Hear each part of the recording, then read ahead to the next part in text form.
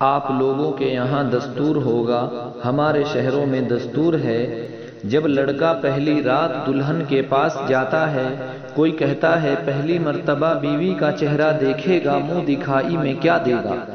کوئی کہتا ہے میں نے تو انگوٹھی بنا رکھی ہے، کوئی کہتا ہے میں نے تو لوکٹ بنا رکھا ہے، کوئی کہتا ہے میں تو ہاتھ میں 10,000 رکھوں گا۔ یہاں تو نظام ہی الٹا ہے، معاملہ الٹا ہے۔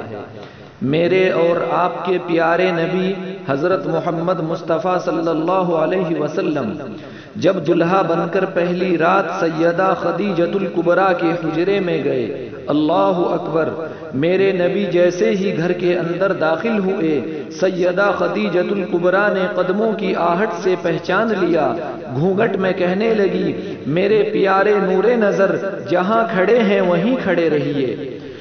سیدہ خدیجۃ الکبریٰ نے اپنے تکیے کے نیچے ہاتھ ڈالا، 40,000 درہم اٹھائے، حضور صلی اللہ علیہ وسلم کے قدموں پہ لا کے رکھ کر رونے لگ گئی اور کہنے لگی کالی کملی والے، اب گھر میں یہی کچھ بچا تھا جو آج میں نے آپ کی جوتیوں پر قربان کر دیا ہے۔ یہ وہ خدیجۃ الکبریٰ ہے جس کو دنیا نے اسلام کی ملکہ کا نام دیا ہے۔ اسی کی بیٹی سیدہ فاطمہ الزہرا رضی اللہ تعالی عنہا ہے۔ کائنات کے اندر بڑے بڑے جوڑے آئے، لیکن اللہ کی قسم فاطمہ علی سے بڑھ کر جوڑا کوئی نہیں آیا ہے۔ رحمت دو عالم صلی اللہ علیہ وسلم اپنی بیٹی فاطمہ الزہرا کے دروازے پر گئے۔ فاطمہ نے کہا جی ابو خیریت سے ہو؟ آپ لوگ بھی کبھی یہ سنت سمجھ کے بیٹی کے دروازے پر چلے جایا کرو اور جا کے کہا کرو کہ آجا آپ کا ابا آپ کو لینے کے لیے آیا ہے۔ لیکن اس نبی کو کیا معلوم تھا جس بیٹی کو سسرال لینے کے لیے گیا تھا کہ میں کہ آجا 4 دن باپ کے گھر میں رہ لے۔ اس نبی کے علم میں کیا تھا کہ 1400 سال کے بعد بہن دروازے پر آئے گی، بھائی دیکھ کر کہے گا ابھی تو گئی تھی پھر آ گئی ہے۔ کتنی بہنوں کو روتے دیکھا، بھائیوں کو فون کر کے کہتی ہے ابا جی کے مرنے کے بعد ایک مرتبہ بھی آپ نے بلانے کا فون نہیں کیا ہے۔ او لوگو چھٹیوں میں بہنوں کو بلا لیا کرو، عید تہوار میں بہنوں کو بلا لیا کرو۔ رب ذوالجلال کی قسم ہے آپ کے گھر میں بہن آ کے کھائے گی، پروردگار عالم بہن کے کھانے کی برکت سے آپ کے رزق میں اضافہ فرمائے گا۔ ماں باپ کو کھلانے سے، بہن بھائیوں کو کھلانے سے اللہ کی قسم گھر کے اندر برکت آیا کرتی ہے، بے برکتی نہیں ہوتی۔ گھر کے اندر رزق میں، عزت میں اضافہ ہوا کرتا ہے۔ اے فاطمہ آجا، بہت دن ہو گئے، 4 دن باپ کے گھر میں رہ لے۔ آپ کا ابا آپ کی جدائی برداشت نہیں کرتا۔ سیدہ فاطمہ نے اپنے ابا کا ہاتھ پکڑا، رحمت والے نبی کا ہاتھ پکڑا، اندر لے کے گئی اور کہنے لگی ابا جان میں آپ کے ساتھ جانے کے لیے تیار ہوں، لیکن مجھے ایک بات بتلاؤ، جب آپ نے مجھے اپنے گھر سے علی کے ساتھ رخصت کیا تھا، میرا سر اپنے سینے پر رکھ کر کہا تھا بیٹی اب آپ کے اوپر میرا اختیار نہیں چلے گا، اب آپ کے اوپر علی المرتضیٰ کا اختیار چلے گا۔ آج کے بعد آپ میری مرضی کی مالک نہیں، علی کی مرضی کی مالک ہے۔ حضرت علی کہیں گے اٹھ جاؤ تو اٹھ جانا، وہ کہیں گے کہ بیٹھ جاؤ تو بیٹھ جانا۔ ابا جان آپ نے کہا تھا نا، حضور صلی اللہ علیہ وسلم نے فرمایا جی بیٹی فاطمہ،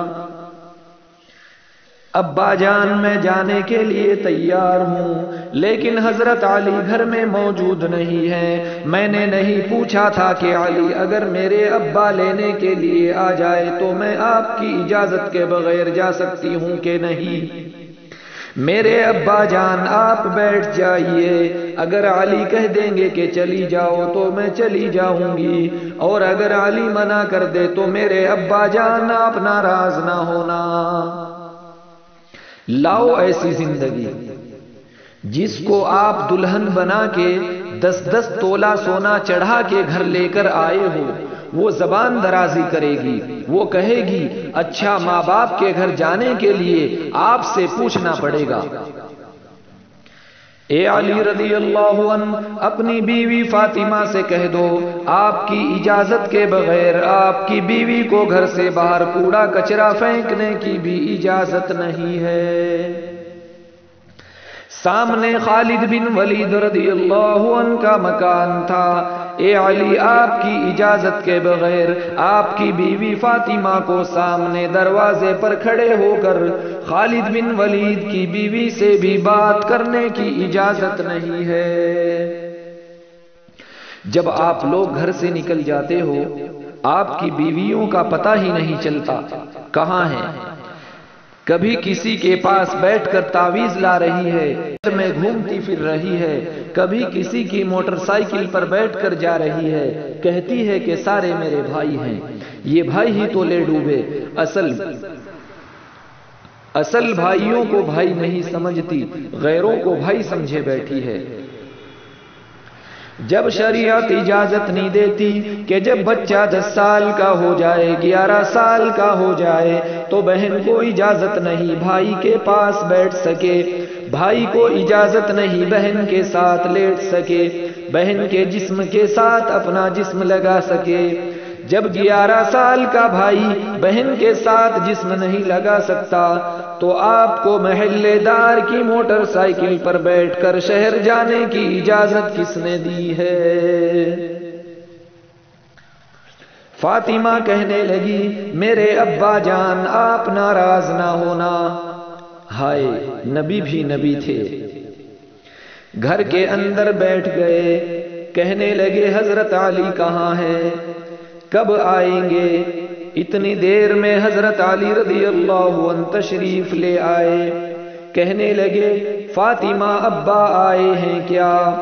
فاطمہ کہنے لگی آپ کو کیسے معلوم ہوا؟ کہنے لگے ہمارا گھر نبوت کی خوشبو سے مہک رہا ہے۔ سبحان اللہ۔ فاطمہ کہنے لگی وہ بیٹھے ہیں۔ حضرت علی نے کہا کیوں، کوئی غلطی تو نہیں ہو گئی؟ فاطمہ کہنے لگی میرے ابا مجھے لینے کے لیے آئے ہیں۔ حضرت علی فرمانے لگے تو آپ گئی کیوں نہیں؟ علی آپ کا انتظار تھا، فاطمہ میرا انتظار کیوں کیا؟ فاطمہ نے کہا آپ کا حکم نہیں، آپ کی اجازت نہیں۔ حضرت علی کہنے لگے آپ کے ابا کے آگے میں کیا اجازت دوں گا؟ فاطمہ فرمانے لگی اے علی بات اجازت کی نہیں، بات آپ کی مرضی کی نہیں، رب ذوالجلال کی قسم ہے اگر میں آپ کی اجازت کے بغیر چلی جاتی تو قیامت کی صبح تک میرے ابا کی نبوت والی پگڑی پر لوگوں کی انگلیاں اٹھ جاتی۔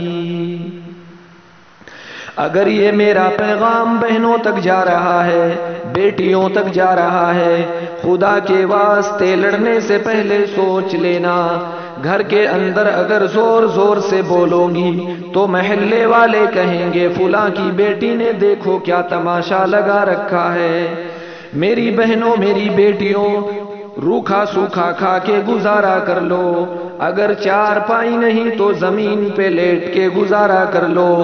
رب اکبر کی قسم ہے آج سسرال میں ماں باپ کی عزت بچا لے، کل قیامت کے دن میدان محشر میں اللہ رب العزت آپ کی عزتیں بچائے گا۔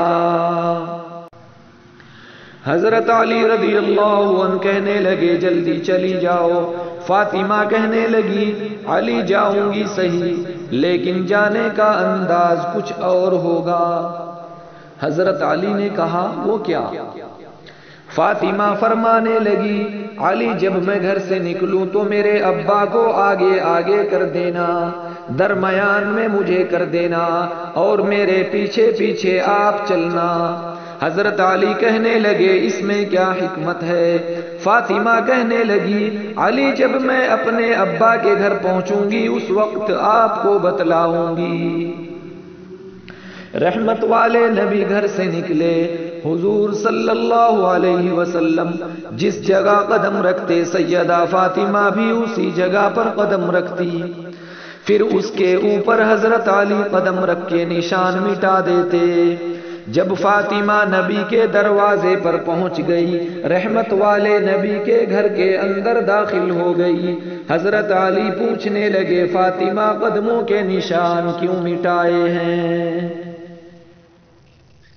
اپنے چہرے کی طرف اشارہ کر کے کہنے لگی اے علی جب سے میں نے ہوش سنبھالا اس چہرے کو علی المرتضیٰ نے دیکھا یا محمد الرسول اللہ نے دیکھا ہے۔ سب کہہ دو صلی اللہ علیہ وسلم۔ میں چاہتی ہوں جیسے چہرہ غیر محرم کی نظر سے بچا ویسے ہی میرے قدموں کے نشان بھی غیر محرم کی نظر سے بچ جائے۔ میں نے اپنے ابا کے قدموں کے نشان پر اپنا پیر اس لیے رکھا تاکہ زمین کے ذروں سے بھی میرا پردہ ہو جائے، اور اپنے قدموں کے نشان پر آپ کا پیر اس لیے رکھوایا کہ آسمان کے ستاروں سے بھی میرا پردہ ہو جائے۔ تو میرے عزیزو، فاطمہ کی گود کے اندر حسین نہ آتا تو کون آتا؟ ایسی گود کے اندر زینب نہ آتی تو کون آتی؟ ایسی گود کے اندر حسن محسن نہ آتے تو کون آتے؟ لوری میں قرآن ملے گا تو اللہ کی قسم جوانی میں قرآن کی تلاوت سے گھر مہکے گا۔ یہی وجہ ہے کہ ہسپتال میں چلے جاؤ، مریض کے بیڈ کے سرہانے دوائیاں ملیں گی، فروٹ ملیں گے، جوس ملے گا۔ ابا جان کی ناک میں نلکی لگی ہوئی ہے، اماں کو آکسیجن لگی ہوئی ہے، ہر کوئی آ رہا ہے تکیے کے نیچے پیسے رکھ رہا ہے، مرنے والا آنکھوں سے آنسو نکال نکال کے کہہ رہا ہے او لوگوں مجھے جوس کی ضرورت نہیں، مجھے فروٹ کی ضرورت نہیں، اس وقت تو مجھے قرآن شریف کی تلاوت کی ضرورت ہے۔ کوئی آ کے مجھے قرآن سناؤ، سورہ یاسین سناؤ، سورہ رحمان سناؤ۔ بیوی کی طرف اشارہ کر کے کہتا ہے کہ میری بیوی آپ مجھے قرآن سناؤ۔ بیوی کو قرآن پڑھنا نہیں آتا تو بیٹے کی طرف اشارہ کر کے کہتا ہے بیٹا مجھے قرآن سناؤ۔ تو بیٹا بھی اپنے ابا سے کہتا ہے ابا جان آپ نے مجھے بچپن میں قرآن شریف پڑھنا نہیں سکھایا تھا تو میں قرآن کیسے سناؤں؟ تو میرے بھائیوں، آپ تمام حضرات اپنی اولاد کو قرآن شریف کی تعلیم ضرور دینا، دین کی تعلیم ضرور سکھانا۔ کہاں سے لاؤں وہ لال جو فاطمہ کی گود میں آیا تھا اور فاطمہ نے سینے سے لگایا تھا اور سینے سے لگا کر بچے کو دودھ پلا کر اور مسکرا کے قرآن سنایا تھا اور دل کی دنیا میں کہا تھا کہ تو قرآن کی قیمت کیا ادا کرے گا؟ تو حضرت حسین نے مسکرا کر ماں کی طرف دیکھا اور کہا کہ میری امی جان انشاءاللہ میں کل کربلا کے میدان میں نیزے کی نوک پر چڑھ کر آپ کو اللہ کا قرآن سناؤں گا۔